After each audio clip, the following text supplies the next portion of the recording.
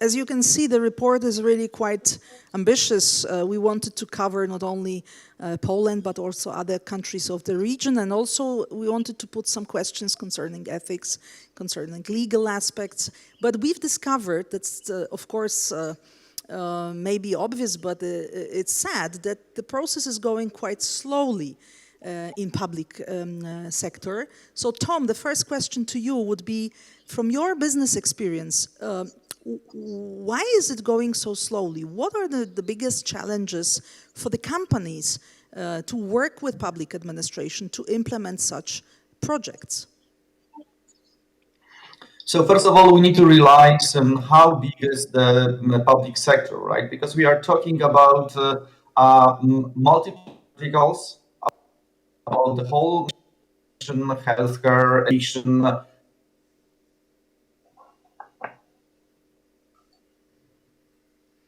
We have a problem with the sound, I guess. Tom, I think we have a problem with the sound. So maybe, Kasper, if you can continue the same question, because your experience is both from public and private sphere, so we can you can combine the understanding of these two worlds. Why is it so challenging, and what are the main obstacles in implementing such projects? Yeah, well, thanks very much, and I think this is really, the question not only in Poland or in Europe, but actually on a global level as well. And I would actually say that, we're in the middle of a global pandemic. We have, there's an unprecedented situation where all of us are trying to struggle with COVID-19 and the long-term repercussions of that. And I don't think you can say anything positive about COVID-19, perhaps with one small exception, and that is that I think all of us today realize that going digital, embracing these new technologies, including machine learning and artificial intelligence, is really not an option, it's a necessity. If you look around the world on those countries or those societies that have done well or relatively well, there is a correlation between the level of digitalization and the response to COVID-19. So I think you're right in pointing out that perhaps the pace of transformation is not at the level where we want it to be, but I actually think that COVID-19 can be a positive catalyst for making sure that there is prioritization around digitalization, that it happens both with governments across, in our case, Europe, but certainly also across private companies. And I think, it's not only a question of big companies like Microsoft, it's really also about small and medium-sized enterprises that are the backbone of the European economy. And we just have to make sure that, we have an enormous responsibility in helping those companies digitalize, making sure that our technologies are working to the benefit of these companies. But if I may continue, you said that the situation is also pushing us towards this direction, and digitalization is it's a part of this new normal. Pandemic maybe made it just faster, but we have problems in implementing concrete cases, that even if we want to, even if the companies, but especially we discussed today the public sector, if the public sector wants to implement it, it's going very slow. What are the reasons for that from your experience, also from the foreign ministry? I'll be very honest in saying that I think both on the private side, but also on the public side, there is a gap between where the technologies are today and perhaps where our policies and our legislative framework is. But I would also say our mindset. And, I come from a small country that is very digitalized and has been so for a number of years. I think that's great, but we also have to make sure that we really have an inclusive digitalization taking place across Europe. And as I said before, I think that requires a mindset shift. We have to sort of hit the Control-Alt-Delete button on all of us, and to make sure that we really embrace the possibilities of new technologies. And since we are speaking about artificial intelligence, I would just say, could you imagine us trying to respond to COVID-19 without having the possibility to speak on Zoom or using Teams, or also, which I think is sometimes forgotten, the importance of artificial intelligence in responding directly to the pandemic.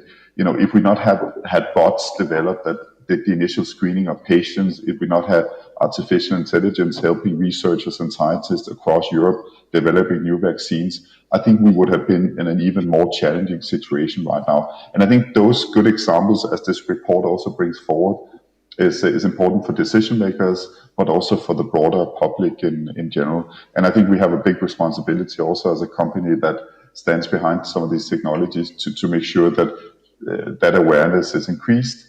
And then we might come back to some of the responsibilities in terms of ethics later on. But I think we have an opportunity actually to use COVID-19 as a driving force for digitalizing countries and societies across Europe. Thanks a lot. Of course, it's very true that if these systems are not existing, we would have not survived COVID. Imagine COVID happened 10 years ago. It would have been much more difficult to really survive. Tom, I hope you're back to us. Tom? Yes, I am. Yes. So again, the question would be, where do you see these main reasons why, at least in our region, Central Eastern Europe, is going quite slow, the implementation of not digital projects, but especially artificial intelligence-based ones? So first of all, as I said, I hope you've heard it.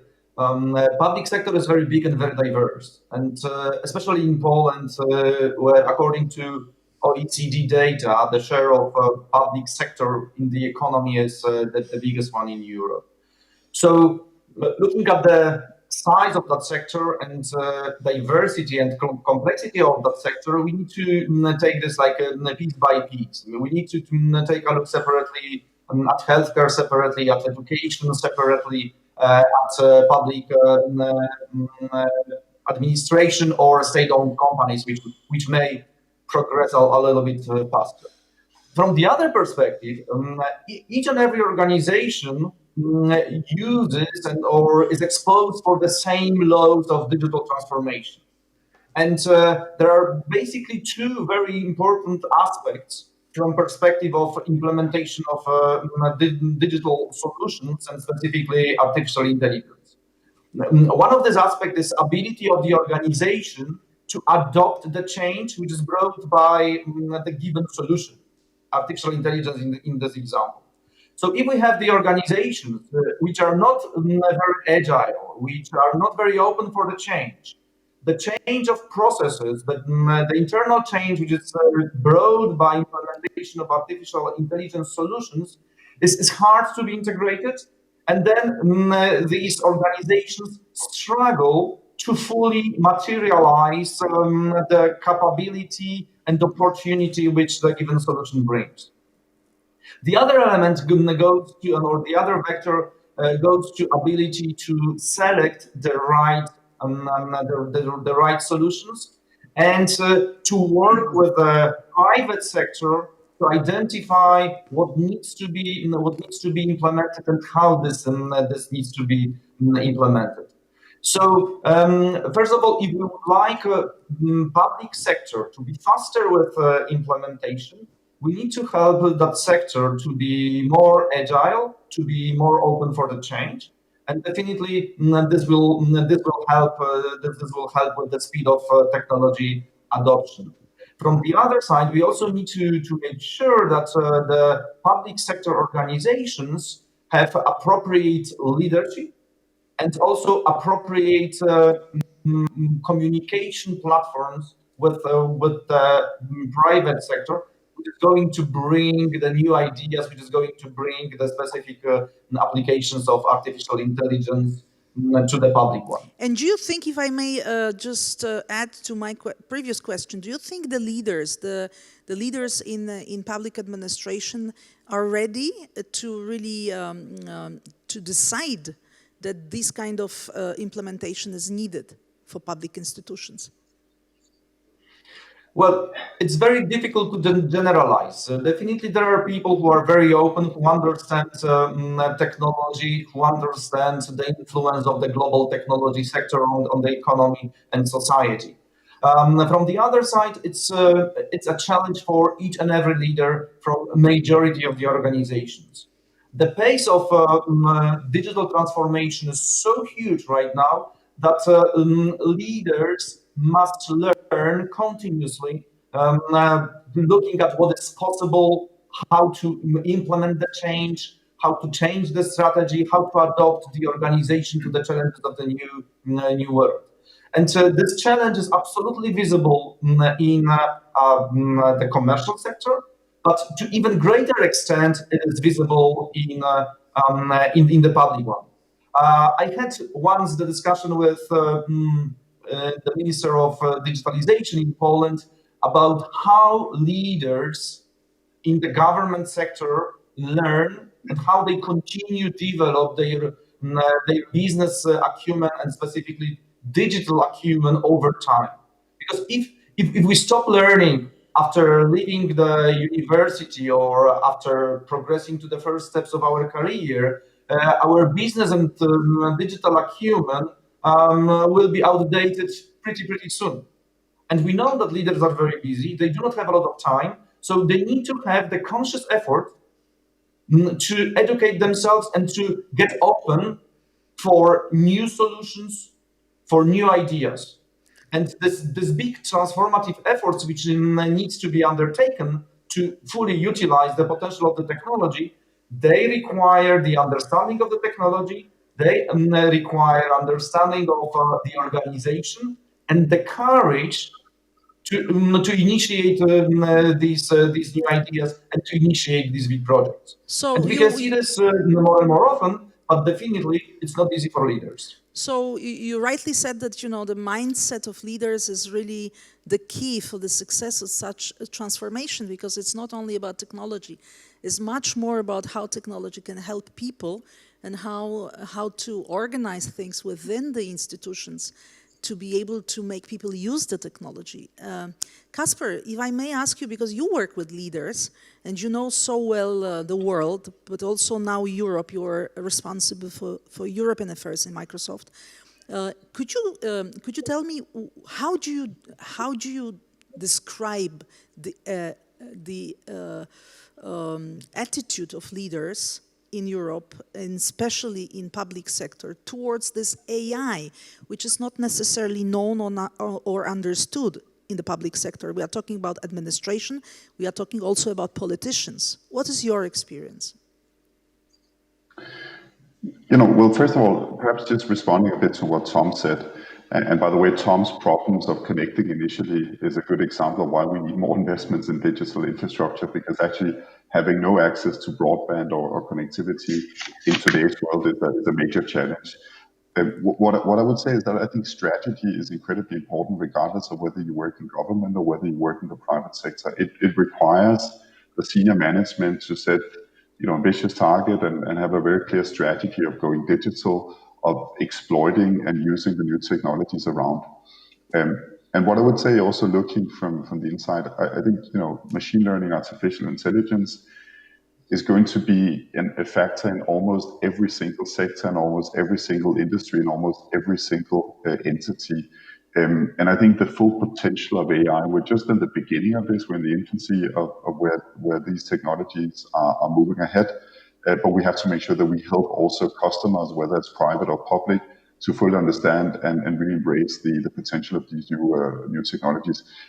As a newcomer to a company like Microsoft, I can certainly tell you that I am pretty amazed myself of how fast this development is happening, and also the potential of using these technologies across the board. But I would also say that there are some positive developments as we speak right now. Had we had this panel debate 8 months ago, or perhaps 7 months ago, just in the beginning of COVID-19, and I'll be very honest in saying I was not sure in the beginning whether digitalization or sustainability would remain priority areas for Europe and European governments and European companies. But in fact, what we've seen is that the combination of sustainability and digitalization has not only survived, it has actually almost moved forward. We have real momentum around massive investments now in digitalization and sustainability.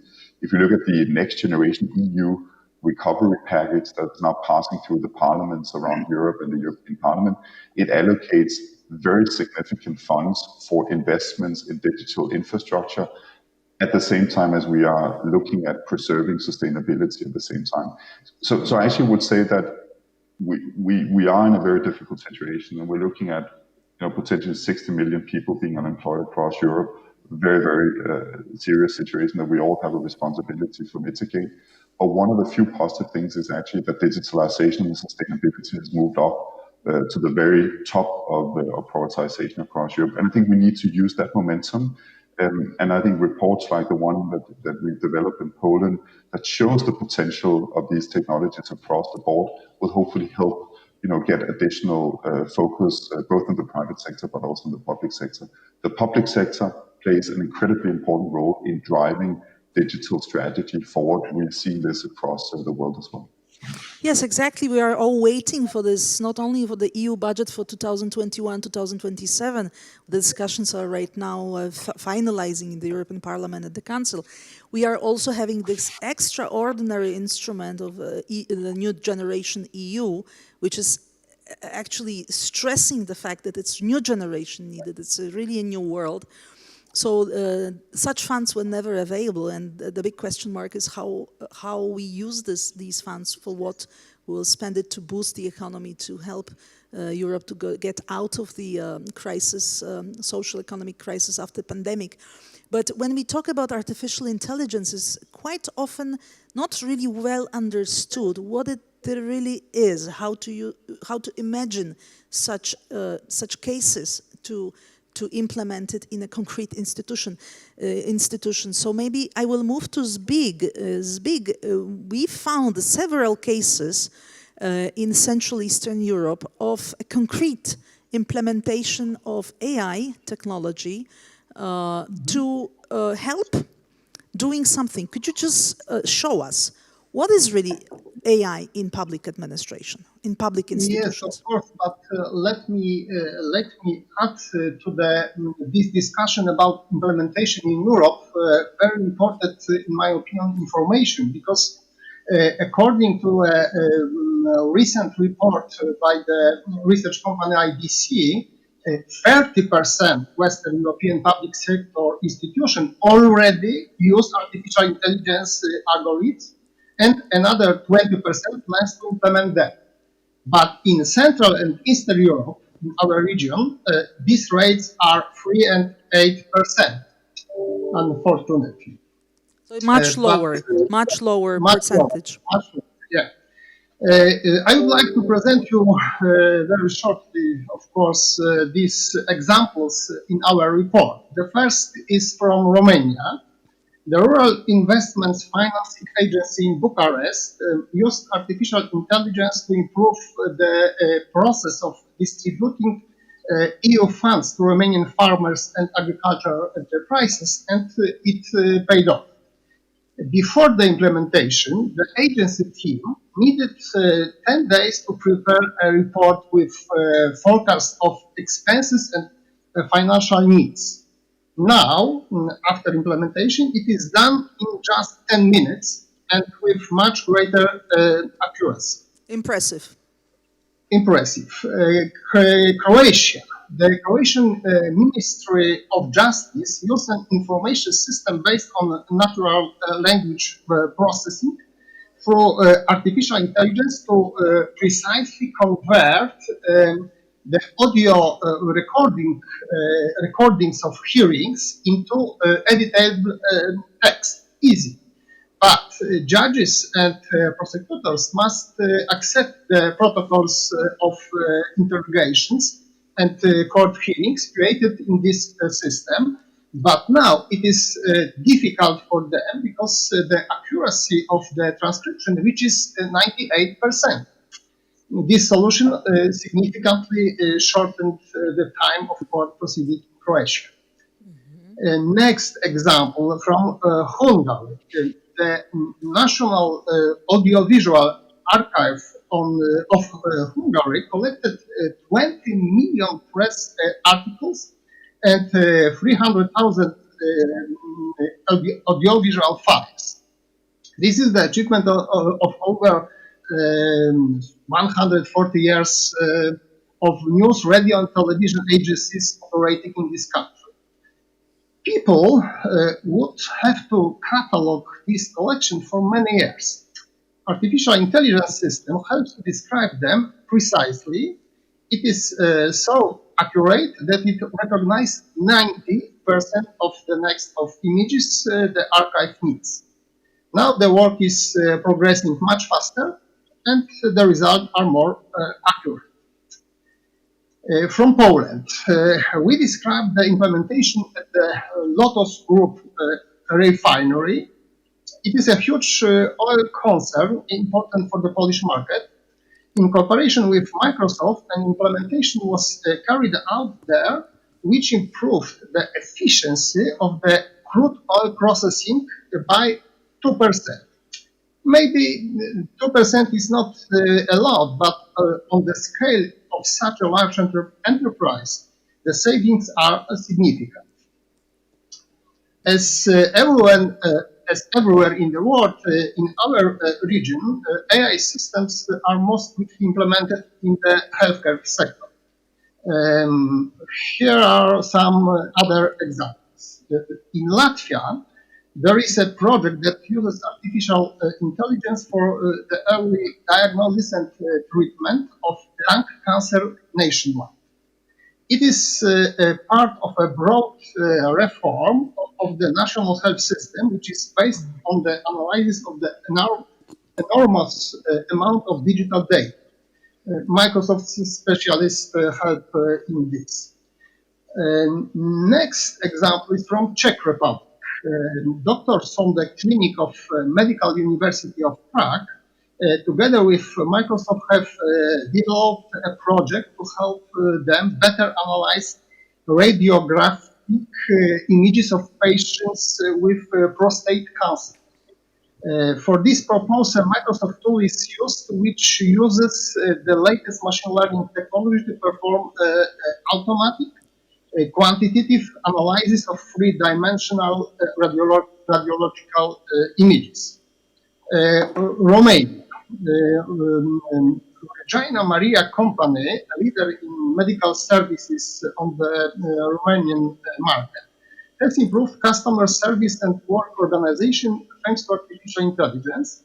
An ANA chatbot was created for this, which connects to 5 different internal systems and organizes the work of managers. This solution saves the entire management team at all levels around 8 hours a day. Okay. This how many cases we found during this report? During this report, we presented 7 examples, and I told you about all of them.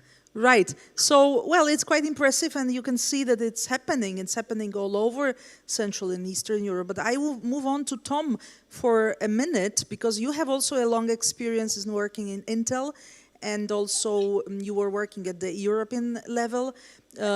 Would you like to add some concrete examples to this list? And first of all, the question would be, do you have a list of recommendations for public officials how to work with companies in such cases?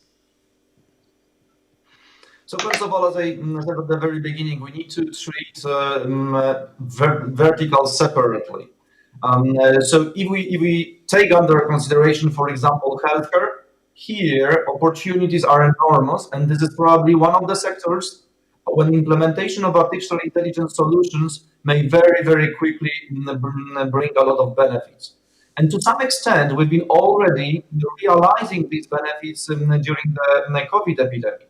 And so this is example from Italy, not from Central Eastern Europe, but they use the digital image recognition technologies based on artificial intelligence to evaluate the status of the patients.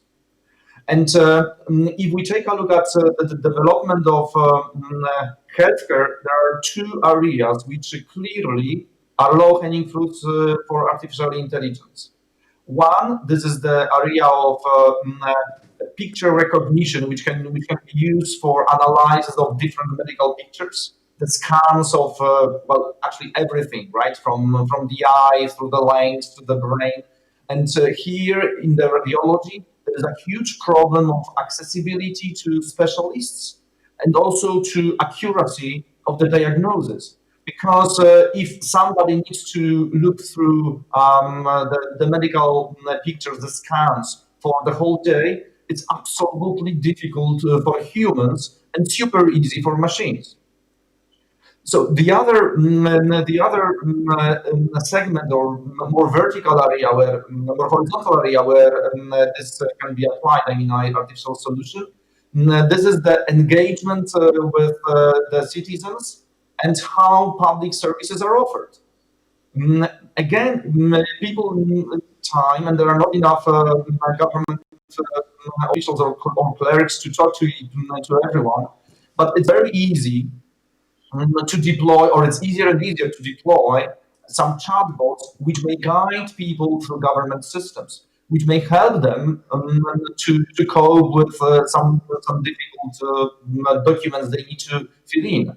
And the technology is absolutely scalable. So, for example, for the situations as we have right now, when governments had to collect a lot of applications for support during the epidemic, for example, the scaling of digital solutions allows people, allows companies, and allows citizens to interact with public administration even during the lockdown times very easily and at very, very big scale.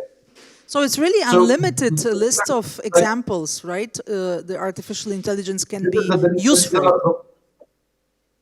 Yes, and then I can give you a couple of proof points and a couple of examples where governments or where public sector already put some efforts in applications of artificial intelligence.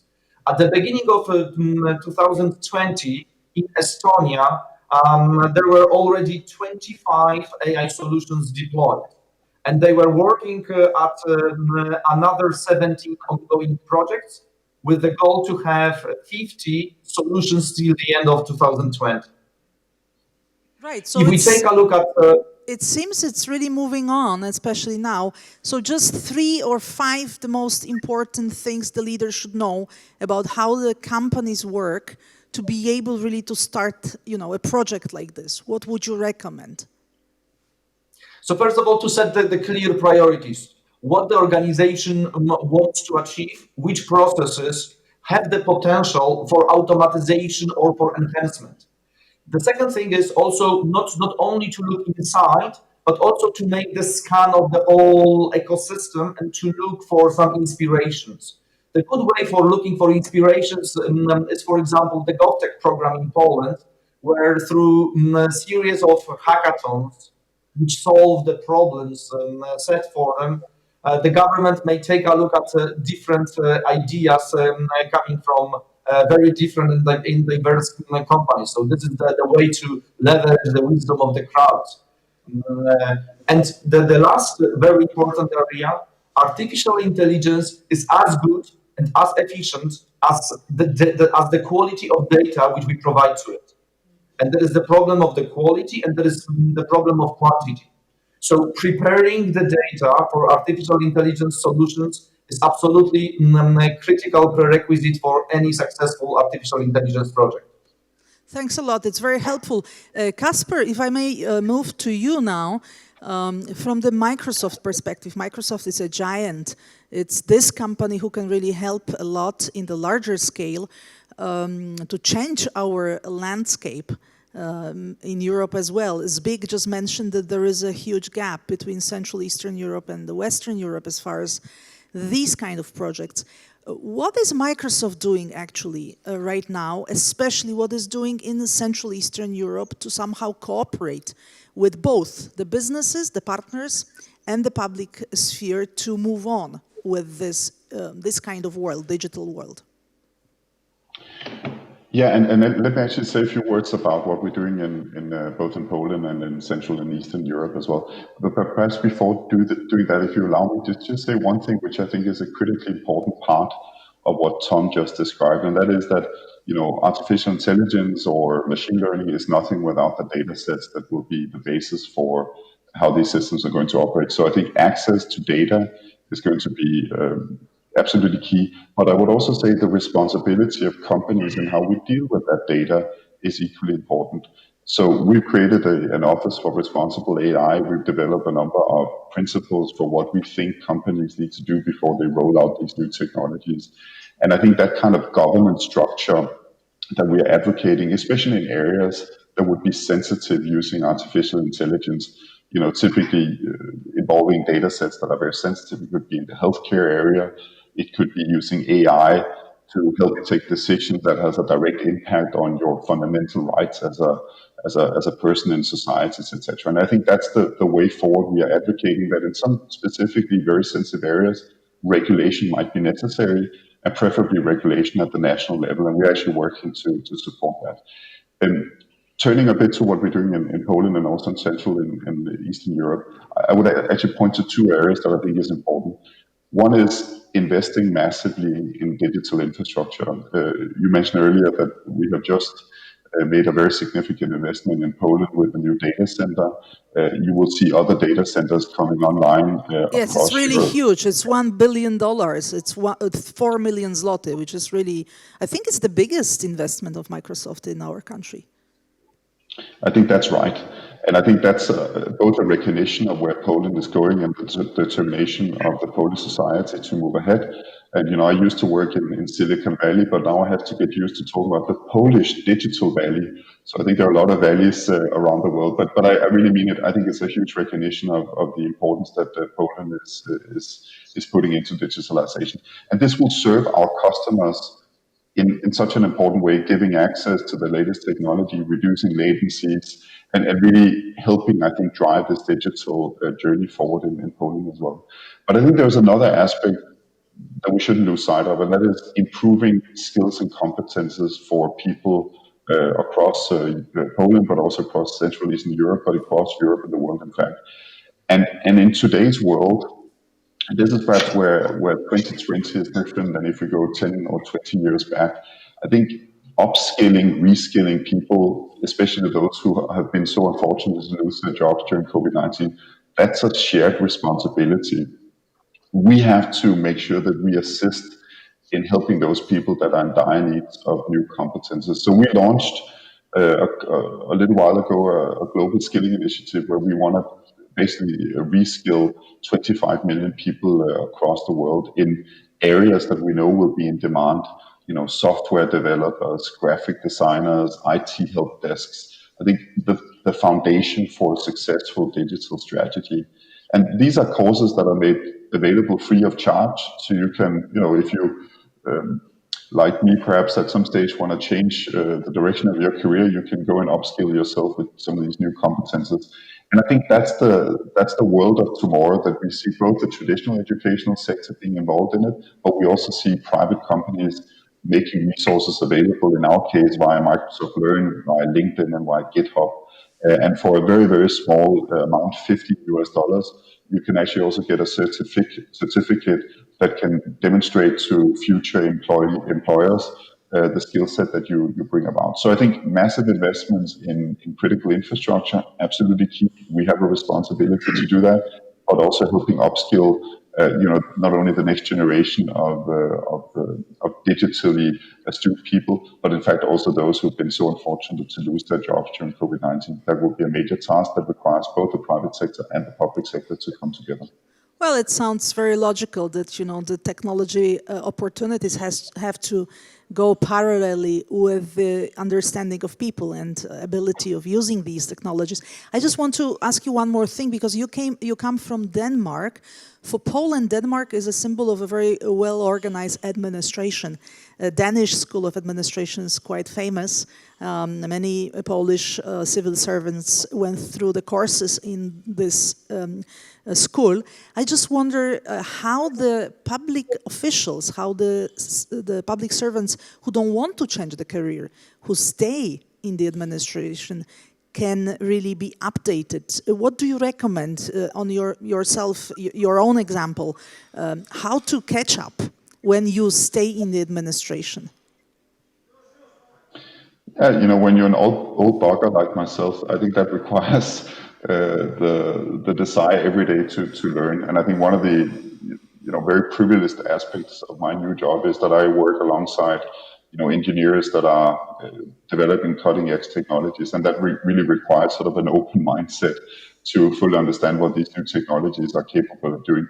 And I don't really think I fully understand, but I perhaps understand enough to be able to say with a degree of credibility that there is a massive revolution coming in our direction. And it isn't really a choice whether you transform, whether you digitalize. You have to do that, because otherwise, I think in the global scheme of things, the geopolitics of technology, it is so important that Europe, Poland, doesn't fall behind. And I say that also as a European. It's interesting if you look at Denmark as a test case. In the beginning, the digitalization agenda was not driven from, I think, sort of an altruistic understanding that we would have to do that. It was driven because of efficiency gains. So you could actually reduce the cost of the administration by having a single digital ID login that works across the different sides of the administration.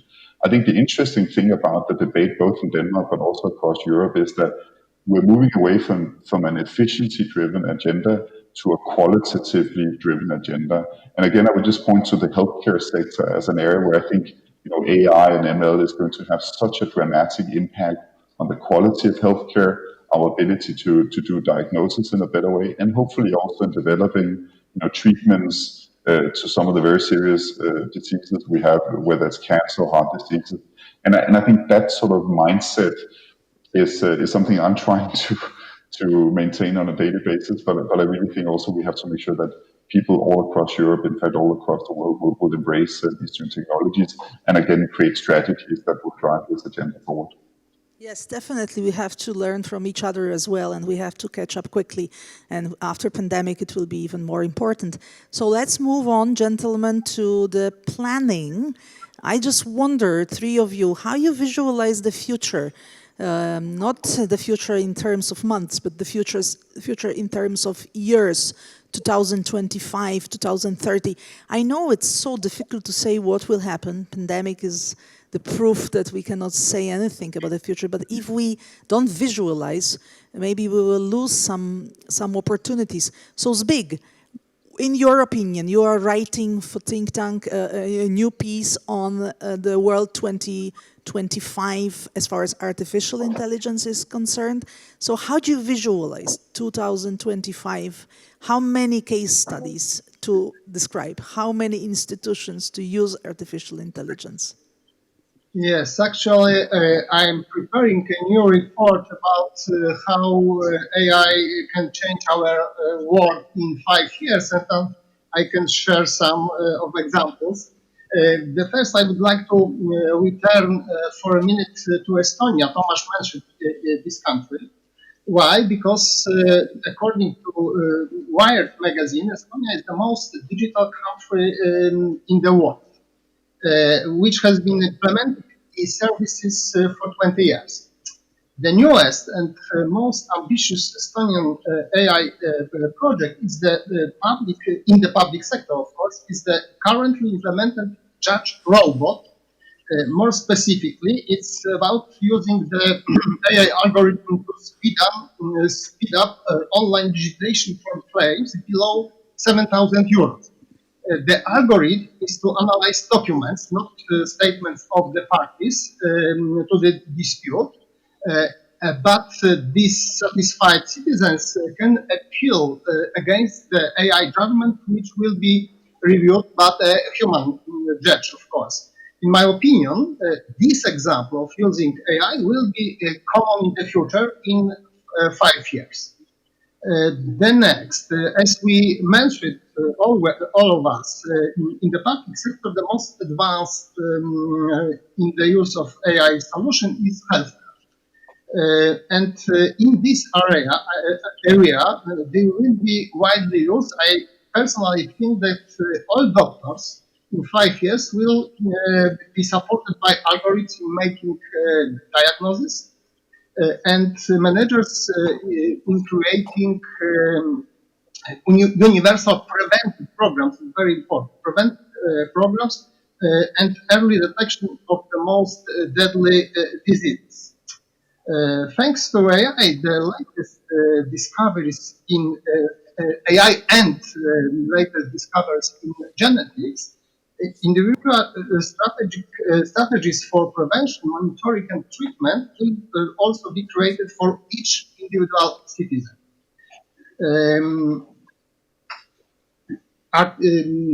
Next area, artificial intelligence will also significantly increase its participation in medical research and help scientists better understand the causes of many diseases and then support them in the production of appropriate drugs and vaccines.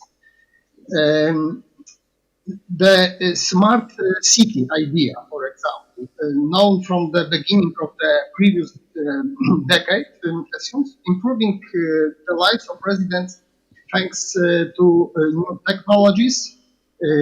Artificial intelligence creates completely new perspectives for these aspirations. Thanks to digital analytical platforms, collecting data from network of intelligent sensors, life in the city will become easy. For example, central monitoring of traffic in the streets will reduce traffic jam. Applications using AI will show us where to find a free parking space or in which park there is the best air for recreation. Okay, let's stop here, Zbig, maybe, because we have a lot of, things we can say. We have smart cities, we have smart administration, we have smart healthcare system. So your vision is very optimistic. I just wonder, Tom, if I may move to you now. Tom, are you sharing this vision? And in your opinion, what would be the world like using artificial intelligence in 5 years to come? So first of all, I'm the optimist as well, and I believe that progress will bring some challenges, but will bring even more solutions and even more new opportunities. So looking from first at the opportunities, I absolutely agree that the healthcare and like the remote medicine, telemedicine will be one of the area which will be absolutely critical, especially for the aging society. So all types of monitoring, all types of helping patients to stay more disciplined for some specific treatments. It will be a very, very big thing already in a couple of years from now. The other example is people will be working hand in hand with artificial intelligence. They need to prepare for this from perspective of their digital acumen, their skills, advanced digital skills. And here, this upskilling and reskilling will be very, very important. And I can clearly imagine that we will be talking to digital assistants, which will support the government systems in the social security, in administration, in the justice system. And the foundation for this is the creation of corpuses of the languages, the digital corpuses of languages, and such initiatives are already ongoing, actually in majority of Central European countries. The other area which is very, very interesting, this is the area of autonomous vehicles. And everybody is excited about the cars, but I would say that there is one area which may benefit more and potentially even easier from artificial intelligence. This is the area of automated railways. The trains they run on tracks, so there is less risk, less degrees of uncertainty. So they are easier to be automated, and I believe that we will see some solutions in this area as well. However, there are also some potential threats which we need to be able to address. We know that the routine activities are easier to be automated. And quite big part of activities run in public sector, whether, for example, we are talking about the banks, whether we are talking about the insurance companies, or if we talk about the administration. And there are a lot of people who are just monitoring or running some data collection, data analysis processes. And definitely, these positions, these occupations will be very, very quickly prone to be automated. which is good from perspective of efficiency, but definitely create the challenges for those who right now work in these jobs. So we need to be also able to prepare the system which help people to move to the new occupations, and which will help them to, first of all, to understand what's going on and to manage that transition. Yes, of And course. that's the responsibility which we need to take on us and address over next 5 to 10 years. Yes, it's good you mentioned also the threats, because the picture is not so rosy always. We have to also realize that together with implementation more and more of cases of using artificial intelligence, we have also more and more questions concerning legal aspects, ethical aspects. We describe it in the report, so those who are interested, please don't forget to read it after the panel. Kasper, the question to you, the same. How do you see the world, you personally, as a person, from all your experience? You have also in Silicon Valley, watching these companies working, you know, all these new technologies maybe we don't even know about here. What is the world like, in your opinion, in 2025 or in 2030? Optimistic vision or pessimistic? I'm fundamentally enormously optimistic, and I believe that technology will do good for humanity, will do good for our societies.